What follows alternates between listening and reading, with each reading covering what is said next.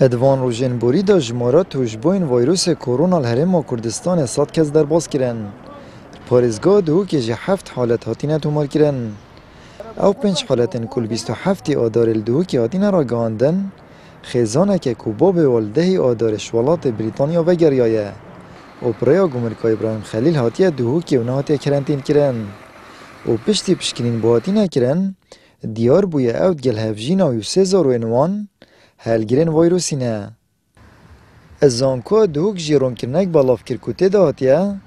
هاریکار سروک زانکو دوک بو کاروبارن قطابیان دکتر میوان عارف دو ماهی ماه شباط بکاره که فرمی سردان ولات بریتانیا کر بو. اولده آداره و گریای کلوی دمی چه بریارن کرنتین نبون. اترون کرنه دا آماجه پچنده جی دایه که هرچند چه نشانن گمان السرنابری دیار نبون لیبو پشت راست کرنه وی پشکنین کری نو پوزاتیو در چوینه. پیشتر جی روبر گشتی ساخلمیا پارزگاه دهو که مطرسیا خوش هبون حالت اموی رنگی دیار کر بو. که او کسین هلگرین ویروسی و نهاتی نکرنتین کرن ادبید گلک کسین دوروبرین خودوش کن و رو جیجبن کنترول بدر کوید.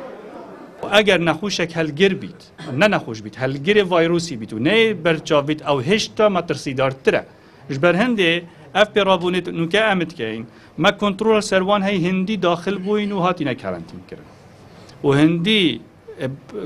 گمان سرخو هوی پیوندی بمکری اوید هفکار بوین گل مدا ما اجراعات الگل ورگردی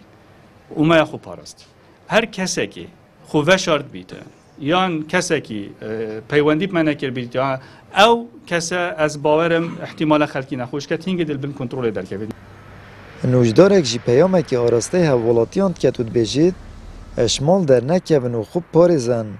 اجبرکو اگر حالت زور بون اتشیان دزگین ساخلمین پارزگاه دو که دانینه بشن کنترل سر بکن وید هین تشیار خوبن اوی صحبت بینویدن بش راست بن بالدهو که بقومیدن خواه صحانه شد تشتکی بکتن ازید ناف دا ما او امکانیات نینن ما او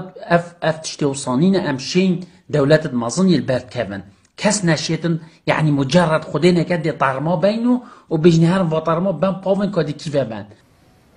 یاکوبوی جه گمان و مطرسی او جدر وان 7 حالتین دو که هاتین تومار کرن دو کسن کشوالات اوروپی و گریاین بی کوبه کرنتین کرن. هفدم وزارت ساخلمیا هرما کردستان جی بانگوازک بلاف کرد و داخاش وان حوالاتیان کریان کش ایک تا که 14 آدارشوالات بیانی و گریاین پیوندی بجماره 122 بکن یان جی سردان و سنترین کرونا الباجر و باجر کن خوب بکنج بو پشکنین و پشتراز بونه. جه آماجه پکنه دوی مویدا پریا درگین سنوری فروکخانین هفلیر و سلیمانیه نزدیکی 5000 کسان هاتینت ناف آخا هرمه دا اف چنده جید بیتا جه مطرسیه. آمد بریفکانی کانال آسمانی پیام دهوک